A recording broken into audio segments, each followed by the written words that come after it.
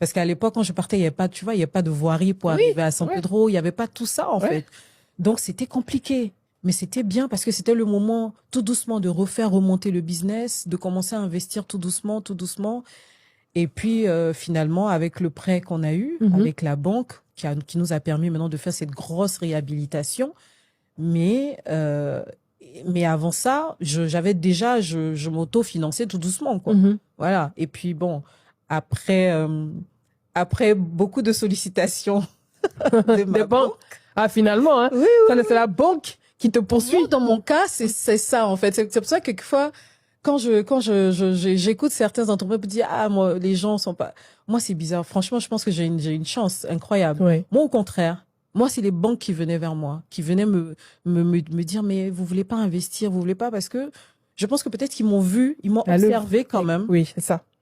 Travailler, parce que c'est ça aussi, hein. C'est ce que Sarah Koulibaly disait également, donc, fondatrice de Naïma Dolls.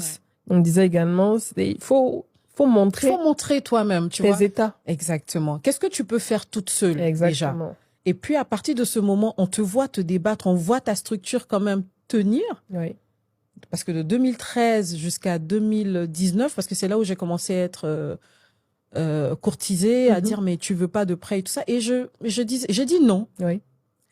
Et je sais que le DG de l'époque m'a trouvé un peu effrontée. Il s'est dit, mais attends. C'était quelle banque? Je peux dire? Oui. Société Générale. Ah oui, il va se dire, mais attends, nous, on te donne de l'argent comme ça.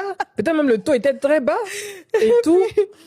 Et je dis non, que je sens pas. Je sens pas le truc pour moi. Et puis c'est après, un engagement aussi, les prêts. Non seulement c'est un engagement, et puis si tu veux, après, mon père aussi m'avait dit que non, lui, il avait pas eu besoin de banque et tout ça pour faire son truc et tout. Bon, donc, tu vois, tu as gardé un peu le côté vieux jeu et tout. C'est ça. La fierté. Mais honnêtement, c'est parce que je ne voyais pas, tous les voyants n'étaient pas ouverts pour moi. Ouais. D'accord? Enotel ne tournait pas encore comme je voulais. Ouais. Parce que moi, je voulais un prêt. Mais je voulais pas un petit prêt. Je voulais un vrai prêt pour faire ce que j'ai fait là. Ouais. Voilà. Je voulais pas faire un petit truc. Donc, je me suis dit, je vais continuer à travailler toute seule. Je vais monter mon chiffre d'affaires seule. Et puis après, on verra. Et donc, voilà. Et donc, du coup, je trouve une bonne stratégie qui me permet de monter mon chiffre d'affaires avec la restauration et tout ça. Donc, 2021, le chiffre, donc juste après 2022, donc 2021, le chiffre commence à monter de plus en plus, 2021, 22. Et après, on nous dit à la Cannes, il y a San Pedro qui est ville haute. Il y a la côtière qui sera refaite. J'ai dit, voilà, là, les voyants sont ouverts. Ouais. Et donc, je suis repartie maintenant vers la banque qui dit, je suis prête. Et maintenant, c'est moi qui leur mettais la pression, mais il faut faire vite.